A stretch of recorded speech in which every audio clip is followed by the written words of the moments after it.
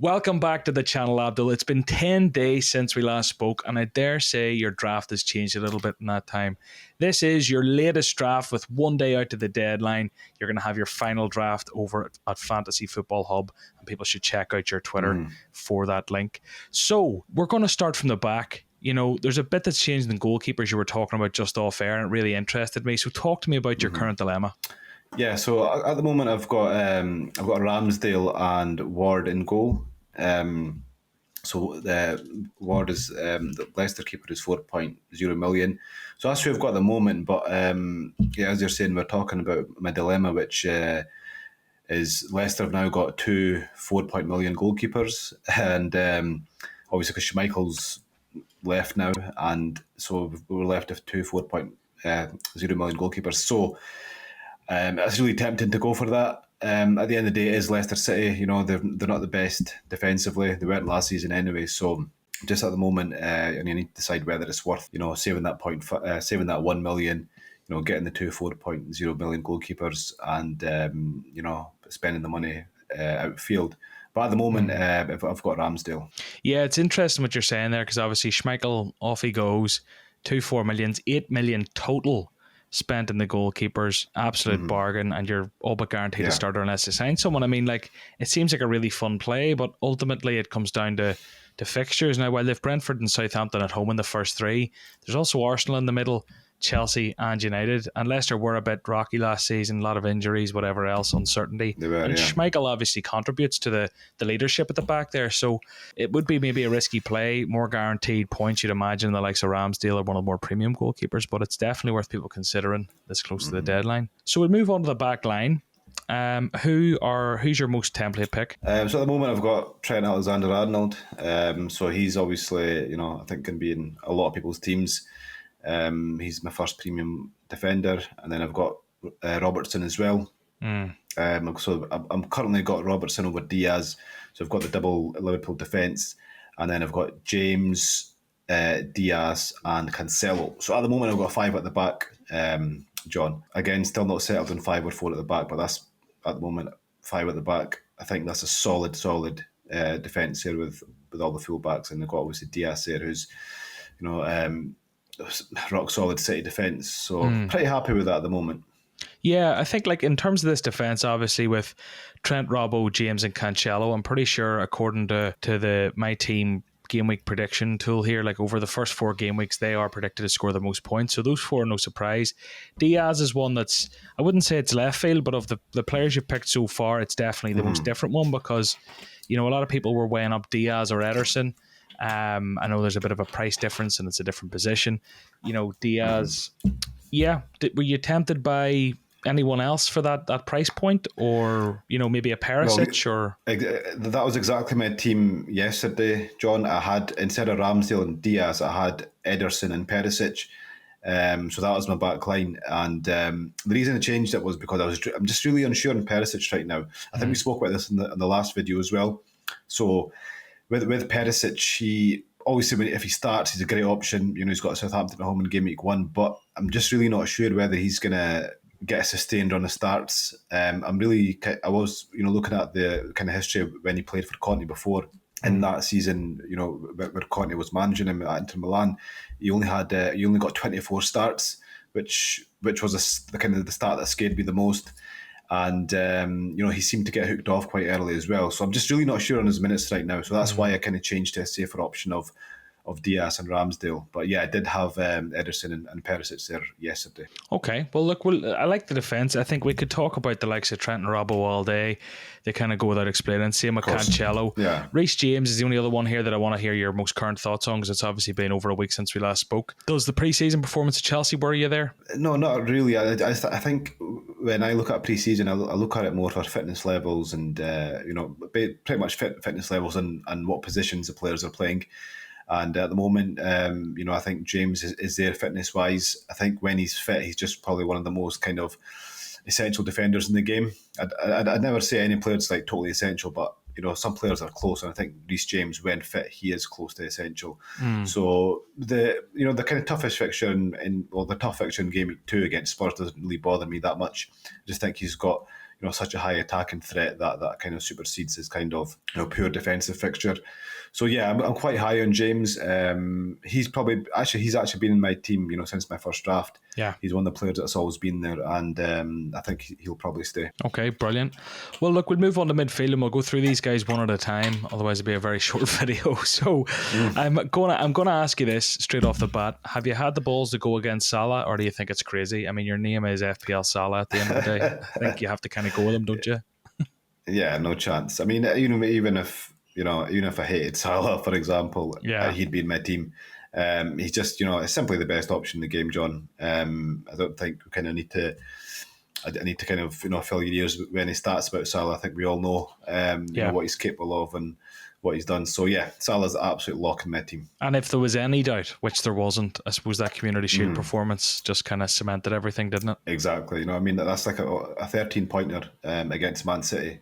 Yeah. So if that was FPL points, goal and assist. So yeah, absolutely nailed. Okay, who is the next pick in midfield? So the next midfielder is Martinelli from Arsenal. Yeah. So I was quite unsure about Martinelli, a few weeks ago. I just thought, he's a bit of a rotation risk.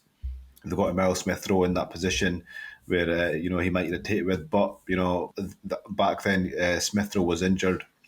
And so I had him in my team. And I think now, coming up to the start of game week 1, he still seems to be injured. So I think...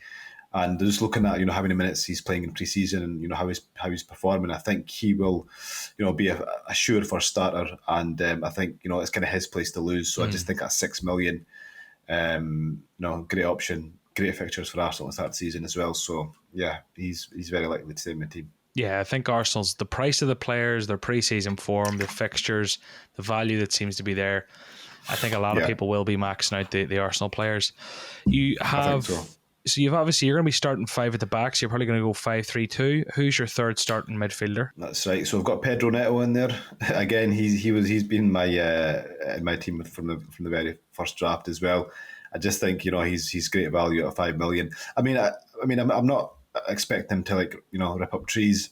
I know Wales don't score many goals, but he is the most attacking player. He's 5.5 million. I think he will provide value at that price.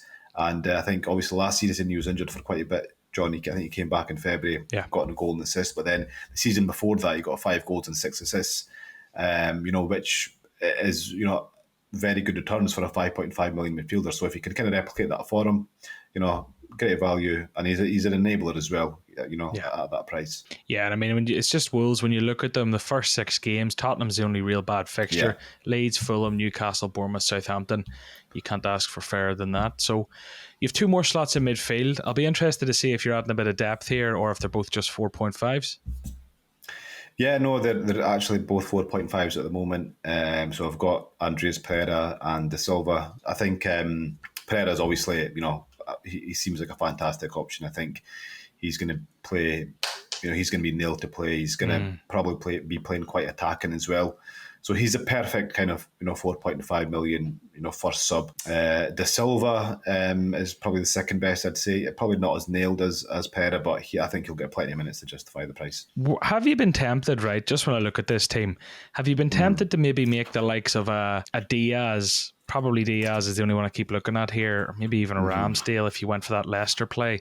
But take a bit of cash and maybe make one of those guys, Andreas or De Silva, into the likes of a Leon Bailey, who's been so widely picked going into the season based off his preseason form, Bournemouth game week 1, all the rest, for that bit of depth? Or are you happy to take it on the chin, 1 or 2 points if you have to call on your bench? Yeah, no, I think I prefer this structure. I don't like too many I don't like too many kind of expensive players on my bench. So, I don't see it as a bad strategy because I don't think Bailey is totally nailed. He will be for the start of the season, but kind of going forward, I'm not sure that he is. So I don't mind kind of if I was to have him, I wouldn't mind rotating him with Neto and possibly Pereira as well. But I just prefer the structure. I just think it's more kind of in line to what I'm kind of used to, playing the cheap bench and just pumping all that money into into the starting 11. So Abdul, before we move on to the forwards, very quickly, there's 50% off Fantasy Football Hub right now if you use the link in the description. And if you sign up for this season with 50% off, you'll get 50% off next season and every subsequent one you renew it for. There's also a massive win your mini league or get your money back offer. So if you don't beat your mates from using Fantasy Football Hub, you'll get your cash back.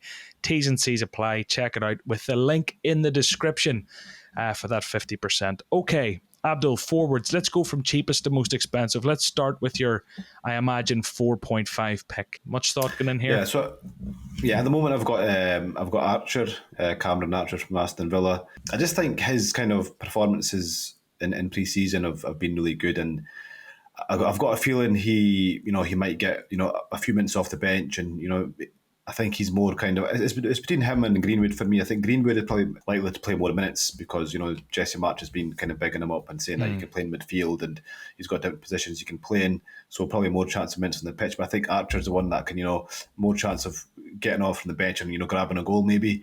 So, yeah, at the moment, it's a toss-up. It's probably something I'll decide, kind of closer to the deadline. Could easily go Greenwood, but at the moment I've got Archer because I just kind of fancy his upside a little bit more. Probably won't matter too much in the grand scheme of things anyway, John. Yeah, you're probably going to be very rarely called upon. So 19.5 in the bank tells me you've got Gabriel Jesus and then an 11.5. Don't spoil the 11.5 just yet, but Gabriel Jesus, the most owned player in the game. Was there any doubt for you, or is this guy? Yeah, I think in my initial draft I had Saka, but as the pre-season's gone on, it's Gabriel Jesus. He's going to be nailed. He's one of the other players that kind of nailed in my team, and I think his percentage ownership is like around about 70% now, or more than 70%. Most owned player in the game, so it kind of makes sense to start with him. Not only because he's a great option, which he is, but his ownership is pretty scary. Yeah, that would scare you. Like, is ownership a big thing you're thinking about now?